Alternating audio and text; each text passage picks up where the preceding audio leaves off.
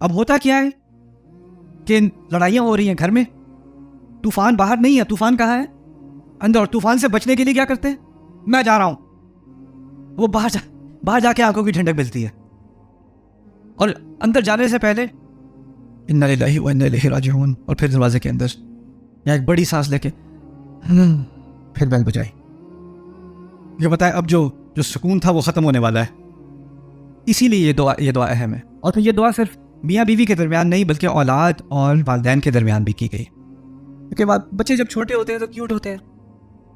ٹھیک ہے, کچھ بچے تو انوائنگ ہوتے ہیں شروع سے ہی, کچھ کیوٹ ہوتے ہیں, مزہ آتا ہے ان کے ساتھ, کھیل کود ہوتی ہے. ایک عمر ہوتی ہے جب وہ آپ کی ساری باتیں سنتے ہیں, پھر ان کی ایک عمر آتی ہے کہ وہ بس آگے سے جواب دینا شروع کر دیتے ہیں. ان کی اپنی ایک پرسنالٹی نکل آتی ہے. تم تو پورے انسان بن گئے ہو, تمہاری تو اپنی سوچ ہے, اپنی رائے ہے, اپنے اوپینینس ہیں.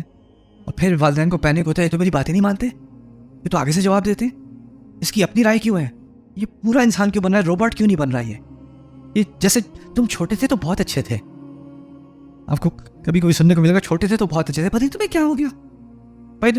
لیکن آپ اگر اس بات کا اندازہ کریں کہ جب انسان بڑھتا ہے نا تو اس کی خود مختاری اور آزادی, ذہنی آزادی بڑھتی ہے, اور اس وقت اختلاف ہونا اصل میں یہ نیچر کا تقاضا ہے, یہ طبیعت کا تقاضا ہے, یہ ہونا ہی تھا اور ایسا ہونا چاہیے. اور اگر ایسا نہ ہو تو پھر اس میں نفسیاتی مرض ہے.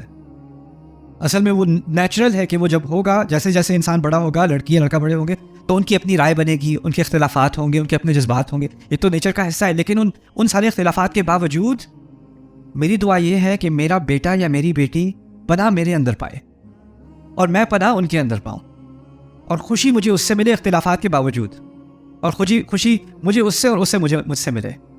ربنا هب لنا من ازواجنا وذرياتنا قرۃ اعین. اب میں نے آپ سے جو شروع میں بات کی تھی وہ بار بار واپس آئے گی. ہر دعا, اب آپ ہر دعا جو قرآن میں پڑھیں گے نا وہ فاتحہ کی دعا کی روح میں پڑھیں گے. فاتحہ میں کہا تھا اہدنا الصراط المستقیم, دعا کی تھی نا, لیکن دعا سے پہلے اپنی کمٹمنٹ پہلے بتائی تھی. ایاک نعبد و ایاک نستعین میں کس نے کمٹمنٹ کی ہے؟ ہم نے کی. پھر دعا کی ہے. نستعین میں بھی کیا بات تھی؟ پہلے کوشش میں نے کرنی ہے, پھر اللہ نے مدد کرنی ہے.